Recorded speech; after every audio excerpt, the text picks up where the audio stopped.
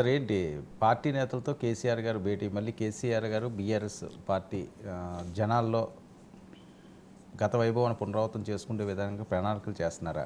MLC ఎన్నికల్లో అనుసరించాల వ్యూహాలపై, మరొకటి party silver జూబీ వేడుకలను తెలంగాణ వ్యాప్తంగా భారీ ఎత్తున చేసి మళ్ళీ కేసీఆర్ గారు ఇంకా రంగంలోకి దిగుతారు అని.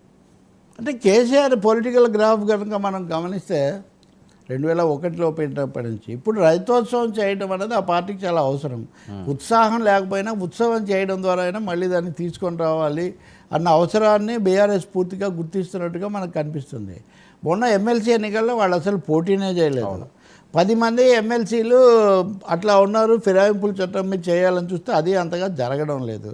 సో ఈ పరిస్థితుల్లో బీజేపీ ఏమో దూసుకొచ్చేసి మేమే వస్తామని 1-2 సార్లు చెప్తున్నారు. అంటే 1-to-1 మ్యాచ్ లాగా మారిపోతాయి. ఇది బీఆర్ఎస్ పాత్ర ఎక్కడికి పోతుందనే ఒక పెద్ద ప్రశ్న కూడా ఉంది.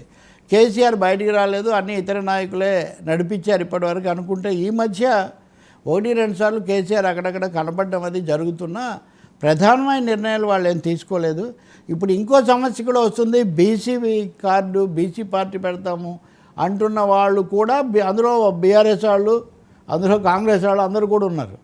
సో ఇక్కడ బీసీ కార్డు, ఎస్సీ కార్డు కూడా కొంతవరకు బీజేపీ తన వైపు తిప్పుకుంట సందర్భం కూడా ఉంది. మీరు గమనించారు కదా, తెలంగాణ క్యాబినెట్ 42% బీసీలకు ఇవ్వాలి అన్నది, అంటే ఏదైతే ప్రధాన నినాదంగా ఉందో దాన్ని వాళ్ళు ఓకే చేస్తున్నారు రేపు ఆమోదం పొందితే. ఈ పరిస్థితుల్లో బీఆర్ఎస్ తన స్థానాన్ని తను ఎలా కాపాడుకోవటం అన్నది ఒక పెద్ద సవాల్, అస్తిత్వ సవాల్లో బీఆర్ఎస్ ఉంది, అందులో సందేహమే లేదు.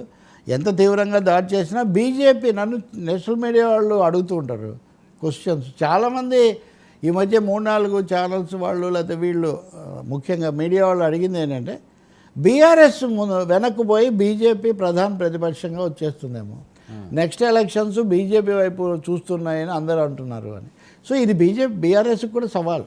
ఇప్పుడు రేవంత్ని దెబ్బతీయడానికి బీజేపీ వచ్చిందని కొంచెం సంతోషించవచ్చు, కానీ రేపు వీళ్ళ మీద కూడా అది వస్తుంది. మరి ఏం పిలిపిస్తారు? కానీ బీఆర్ఎస్ కనుక కాంగ్రెస్ని మాత్రమే అని బీజేపీని ఏమీ అనకపోతే వాళ్ళే బంగారుపాలెంలో పెట్టి బీజేపీకి ప్రధాన పాత్ర అప్పగించినట్టుగా మట్టుగా అవుతుంది. మరి కేసీఆర్ సుదీర్ఘ 10 ఏళ్ల పాలనలో బీఆర్ఎస్ మీద నిప్పులు కక్కిన రోజులు ఉన్నాయి, హారతి పట్టిన రోజులు ఉన్నాయి. ఇప్పుడు మరి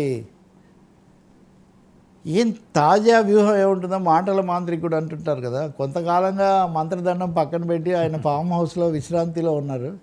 ఈ మంత్రదండము మాటల మంత్రాలు ఏముంటాయో మనం చూడాలి. కానీ బట్ ప్రజల పక్షాన, తెలంగాణ పక్షాన, ప్రజాస్వామ్య లౌకిక విలువల పక్షాన ఉండాలని మటుకు అందరూ కోరుకుంటారు. తెలంగాణ కూడా ఇక్కడ ఒక చిన్న సమస్య ఉంది.